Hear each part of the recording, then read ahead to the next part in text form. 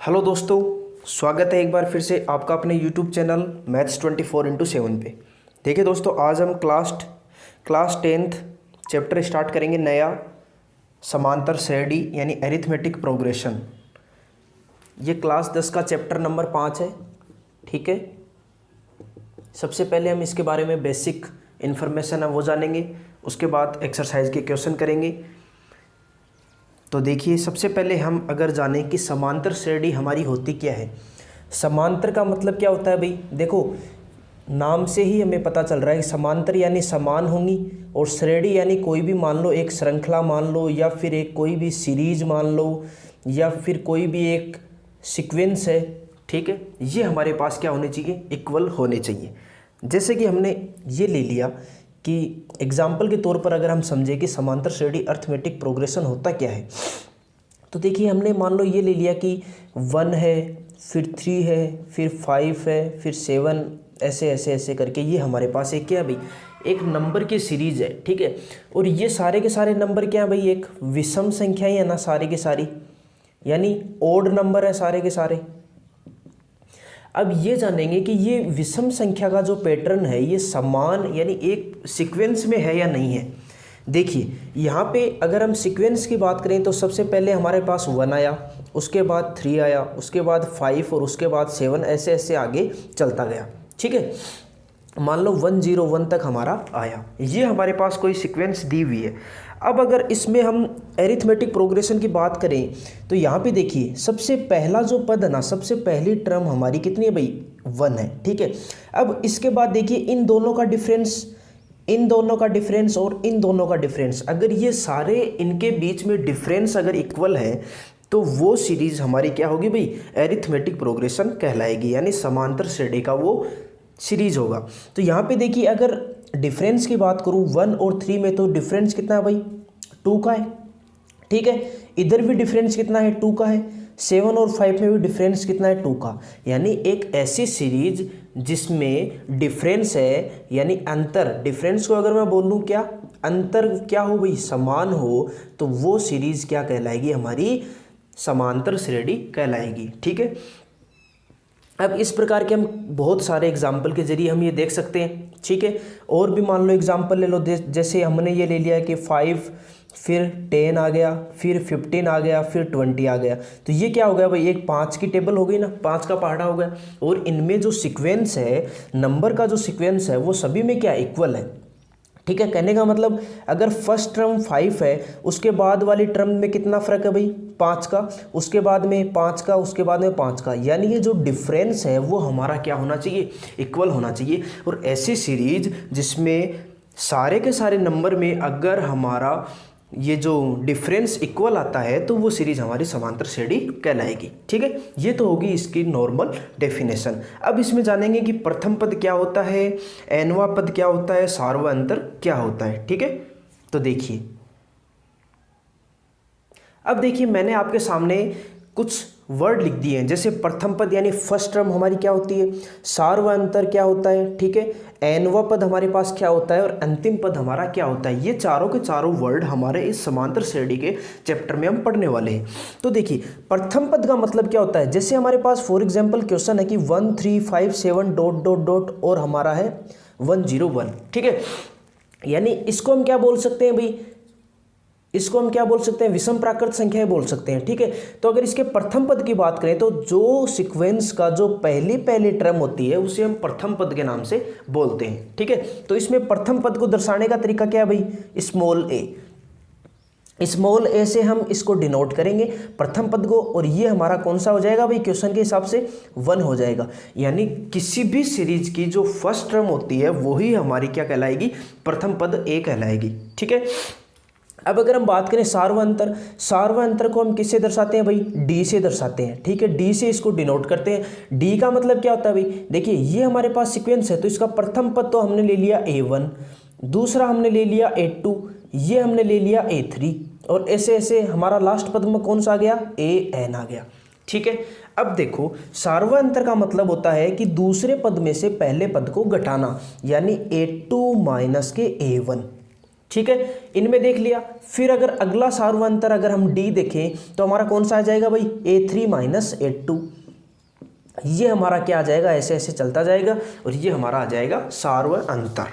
ठीक है, सार्वअंतर को हम दर्शाते हैं स्मॉल डी से।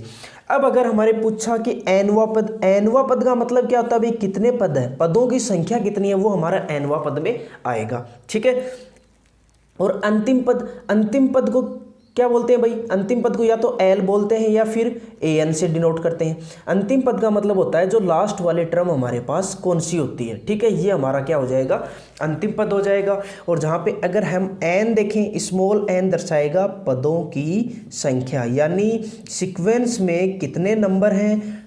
ठीक है, नंबर ऑफ टर्म्स, तो ये किससे दर्शाएंगे हम, स्मॉल एन से।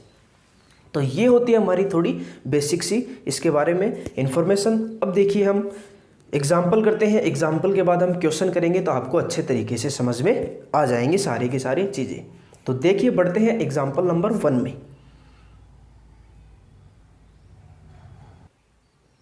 अब देखिए ये हमारे पास एनसीईआरटी बुक का है एग्जाम्पल नंबर 1।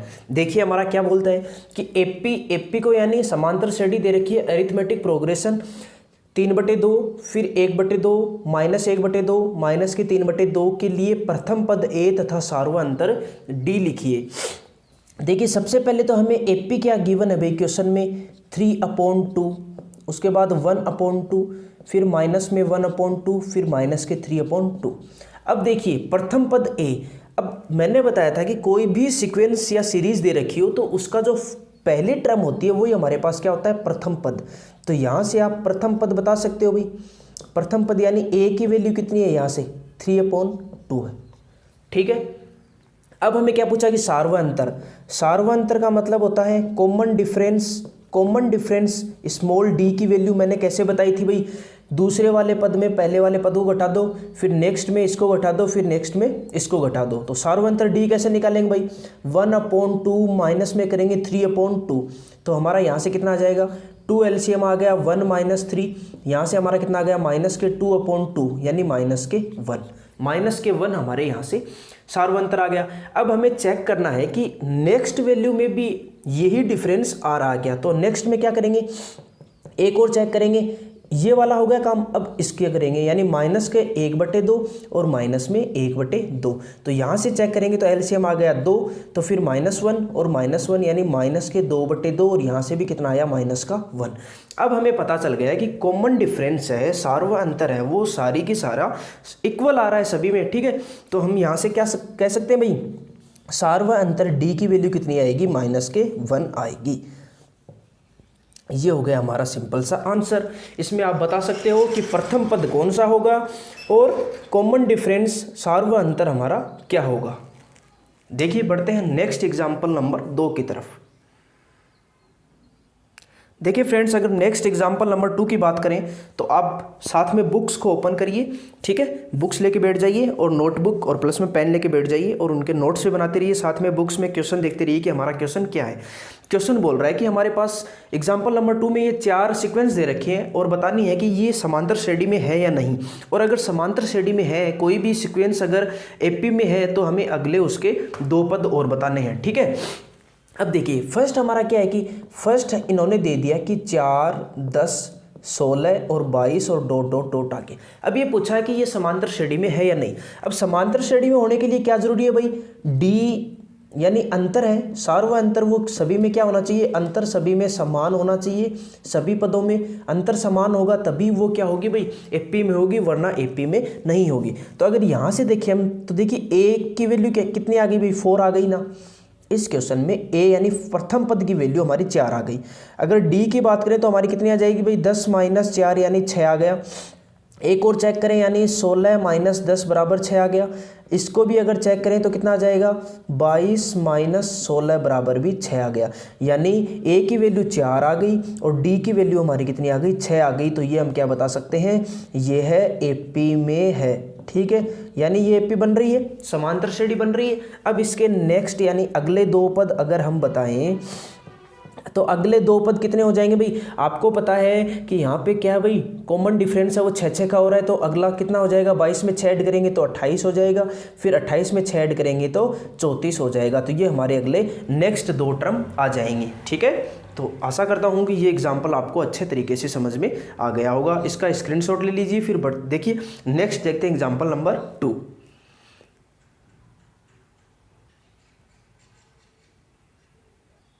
अब देखिए फ्रेंड्स, नेक्स्ट पार्ट है एग्जाम्पल नंबर 2 में सेकंड पार्ट, ये और चेक करेंगे हम एपी में है या नहीं।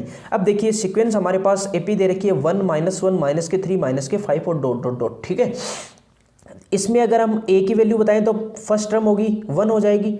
ठीक है, और डी की वैल्यू देखें तो कितनी होगी भाई, -1 में 1 कम करेंगे तो -1 इक्वल कितने आ जाएंगे, -2।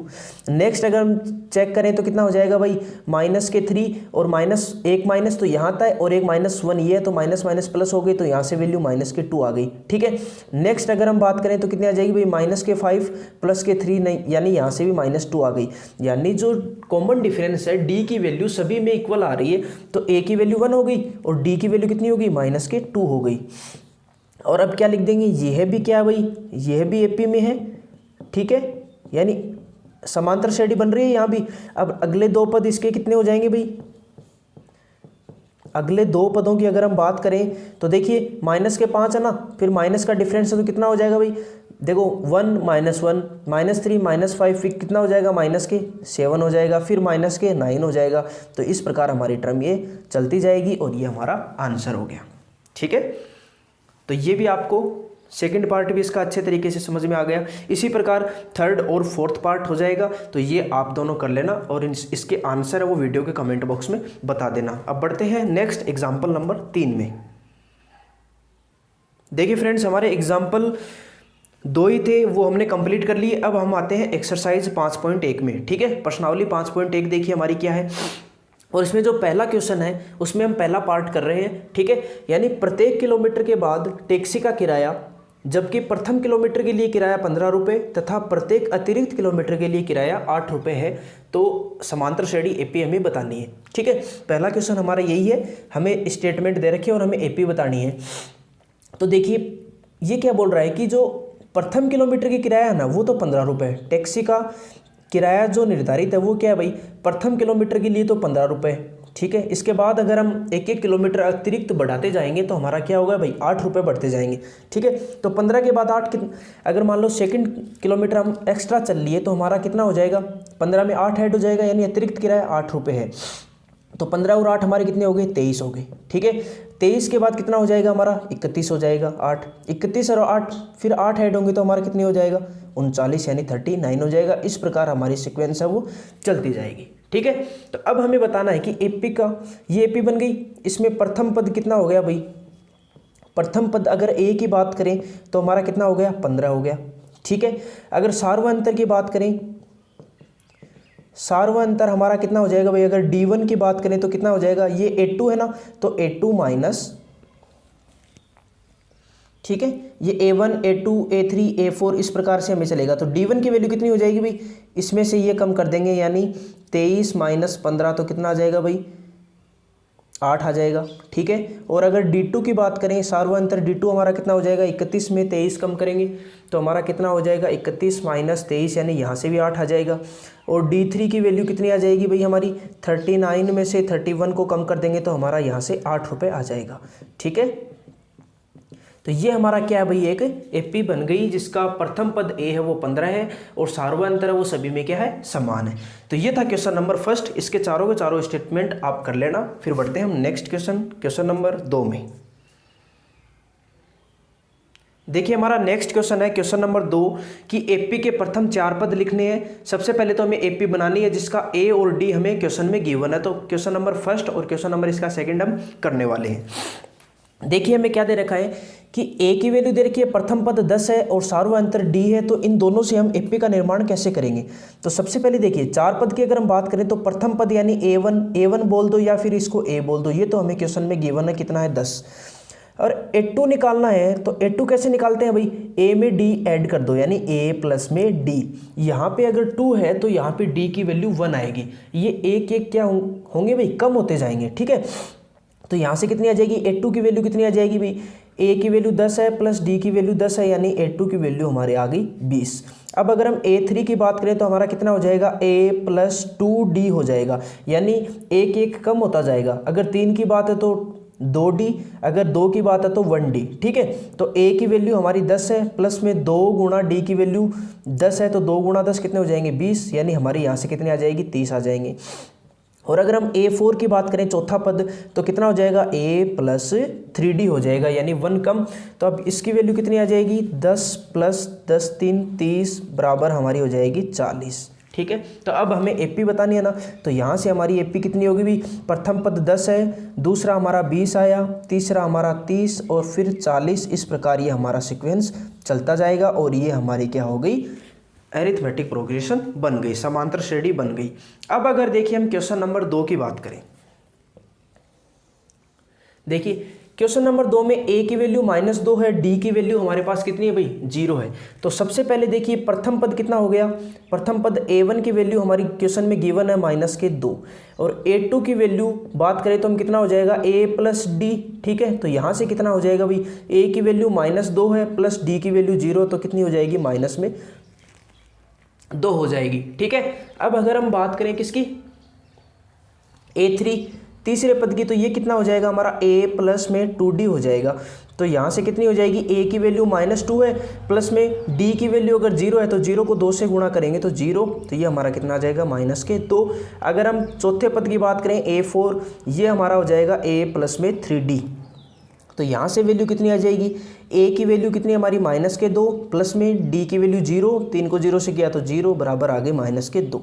ये हमारी क्या हो रही है, समान आ रही है, तो हमारी AP क्या बन गई भाई, ये AP हमारी कितनी होगी भाई, -2 -2 और -2। इसी प्रकार ये चलती जाएगी। हमें प्रथम 4 पद बताने थे तो हमने दोनों क्वेश्चन के बता दिए। तो ये क्वेश्चन भी आपको अच्छे तरीके से समझ में आ गया होगा। अब देखिए बढ़ते हम नेक्स्ट क्वेश्चन नंबर 3 में। अब देखिए हम बढ़ते हैं नेक्स्ट क्वेश्चन नंबर 3 में। क्वेश्चन नंबर 3 हमारा है, प्रत्येक AP के लिए प्रथम पद तथा सार्वअंतर ज्ञात कीजिए, और ये AP हमें क्वेश्चन में दे रखी है।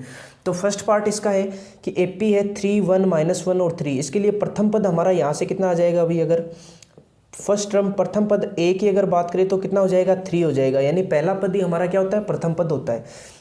सार्वअंतर अगर D की बात करें तो यहाँ से देखिए कितना हो जाएगा, 1 में से 3 को कम करेंगे, 1 - 3 यानी -2 आ जाएगा, ये तो D1 आ गया। फिर अगर D2 की बात करें तो कितना हो जाएगा, -1 यानी यहाँ से भी -2, और अगर D3 की बात करें तो कितना हो जाएगा, -3 प्लस में 1 यानी यहाँ से भी -2। तो प्रथम पद की वैल्यू A बराबर 3 आ गई, और सार्वअंतर हमारा यहाँ से कितना आ जाएगा, सार्वअंतर यानी D की वैल्यू कितनी आ जाएगी, -2 आ जाएगी। तो ये था हमारा क्वेश्चन नंबर फर्स्ट। इसी प्रकार कितना हो जाएगा भाई, क्वेश्चन नंबर सेकंड हो जाएगा। यहाँ से अगर हम प्रथम पद की बात करें तो कितना हो जाएगा, -5 हो जाएगा। ठीक है, अगर D की बात करें तो D1 हमारा कितना हो जाएगा, -1 में से 5 को कम करेंगे तो -1 कम करेंगे तो -1 माइनस ये, तो माइनस प्लस हो गया, तो हमारी कितनी आ जाएगी, -1 प्लस के 5 यानी +4। अगर D2 की बात करें तो कितनी आ जाएगी, इसमें से ये कम करेंगे तो 3 -1 है तो माइनस प्लस हो जाएगा, तो ये हो जाएगा 4 हमारा। अगर D3 की बात करें तो देखिए ये कितना हो जाएगा, 7 में से 3 कम करेंगे तो हमारा यहाँ से कितना आ जाएगा, 4 आ जाएगा। तो प्रथम पद की वैल्यू हमारी -5 आ गई, और यहाँ से अगर सेकंड क्वेश्चन में सार्वअंतर यानी D की बात करें तो हमारा कितना आ जाएगा, 4 आ जाएगा। तो इसी प्रकार जो नेक्स्ट पार्ट हमें दे रखे हैं 3 और 4, ये भी इसी प्रकार हो जाएंगे। ठीक है, बढ़ते हम नेक्स्ट क्वेश्चन नंबर 4 में।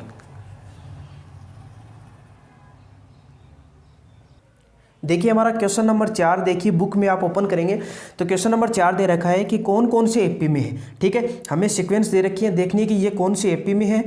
अगर AP में है तो इसका सार्वअंतर ज्ञात कीजिए और इसके 3 और पद लिखने हैं। ठीक है, यानी हमें क्या पूछा है भाई, D की वैल्यू पूछा है, और नेक्स्ट है कितने, 3 पद और पूछे, अगले 3 पद और पूछे हैं। ठीक है, तो देखिए करते हैं पहला क्वेश्चन। पहले क्वेश्चन में देखिए AP दे रखी है 2 4 8 16। सबसे पहले देखना AP में है नहीं, तो यहाँ से A की वैल्यू कितनी है भाई, 2 है। D की वैल्यू बात करें तो 4 - 2 कितना हो जाएगा, 2। फिर ये तो D1 हो गया। अगर D2 की बात करें तो 8 - 4 ये कितना हो गया, 4 हो गया। अब देखिए यहाँ पे D1 2 है, D2 कितना है, 4 है, तो ये हमारा क्या होगा, AP में नहीं है, तो लिख देंगे ये है AP में नहीं है।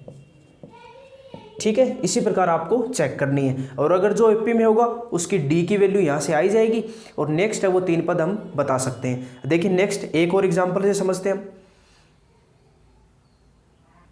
देखिए नेक्स्ट क्वेश्चन हमारा सेकंड है, इसके लिए भी D की वैल्यू बतानी है, और अगर AP बन रही है तो हमें क्या बताना है, नेक्स्ट के 3 पद और बताने हैं। यहाँ से देखिए A की वैल्यू प्रथम पद कितना हो जाएगा, 2 हो जाएगा। D1 की बात करें तो इसमें से ये घटाना है ना, तो 5/2 में से अगर 2 घटाएंगे तो कितना हो जाएगा, एलसीएम आ जाएगा, कितना, 2 एलसीएम आ गया हमारा, तो यहाँ से 5 आ गया, और माइनस के यहाँ से अगर 2 एलसीएम होगा तो 2 को 2 से किया तो 4, यानी यहाँ से कितना आ गया, 1/2 आ गया।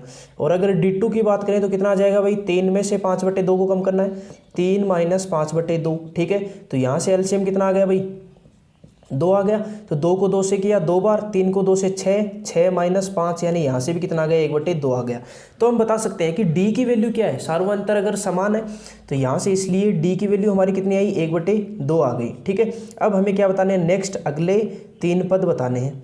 तो अगले 3 पद कौन से हो जाएंगे भाई, सभी में देखो ये कौन सा था, A1, फिर A2, फिर A3, फिर A4, तो A5 कितना हो जाएगा भाई, A + 4D हो जाएगा। नेक्स्ट में चेंज कर देंगे, ठीक है, यानी A5 की वैल्यू कितनी आ जाएगी, A + 4D हो जाएगा। इसी प्रकार A की वैल्यू हमारी कितनी है, 2 + के 4 गुणा D की वैल्यू 1/2, तो यहाँ से कितनी आ जाएगी हमारी, यहाँ से 2 बार कर देंगे, 2 और 2 कितना हो जाएगा, 4 हो जाएगा। ठीक है, इसी प्रकार ये सारी की सारी अगले 3 पद आप बता सकते हैं।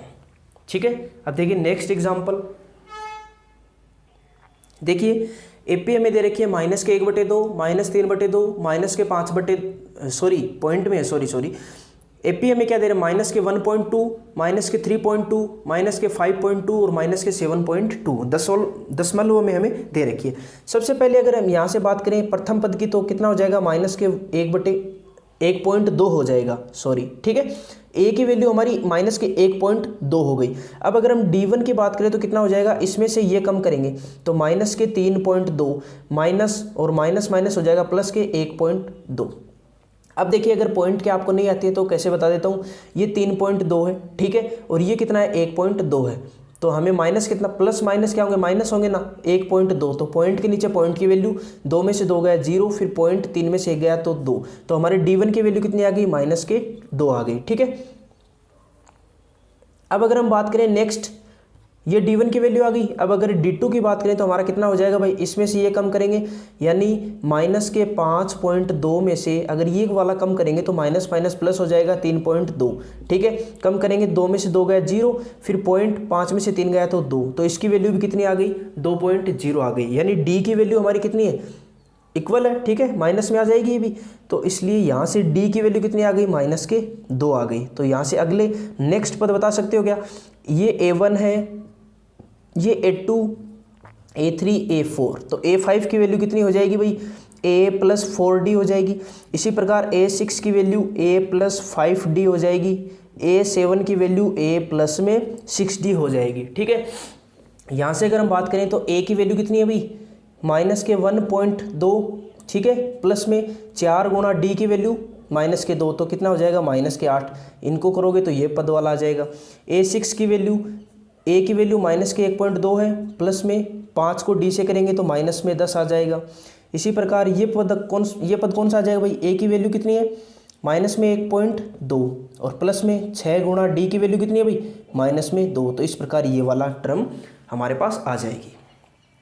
ठीक है, तो ये हमारी यहाँ तक कंप्लीट होती है एक्सरसाइज 5.1। इसके जो नेक्स्ट पार्ट है वो आप करके देख सकते हो। अगर किसी भी पार्ट में दिक्कत आए तो कमेंट बॉक्स में बता देना, हम उसका सॉल्यूशन दे देंगे। तो यहाँ तक देखिए हमने एपी के बारे में, एपी की हमने क्या कर ली भाई, डेफिनेशन भी पढ़ ली, इसके प्रथम पद पढ़ लिए और सार्वअंतर पढ़ लिया। यहाँ तक 2 चीज़ें हमारी कंप्लीट हो गई, यानी प्रथम पद और सार्वअंतर हमने यहाँ तक पढ़ लिया है, और अगले पद कैसे निकालते हैं वो भी हमने देख लिया है। तो यहाँ तक आपको कोई भी डाउट नहीं होना चाहिए। अब देखिए हम नेक्स्ट वीडियो में करेंगे किसी भी एपी का nवां पद ज्ञात करना, ठीक है, और साथ में करेंगे एक्सरसाइज 5.2। अगर यहाँ तक सारे के सारे क्वेश्चन आपको अच्छे तरीके से समझ में आए हैं तो वीडियो को लाइक करें, अपने दोस्तों में ज़्यादा से ज़्यादा शेयर करें और बेल आइकन को ज़रूर प्रेस कर दें ताकि आने वाली लेटेस्ट वीडियो का नोटिफिकेशन आपको सबसे पहले मिल सके। Thank you.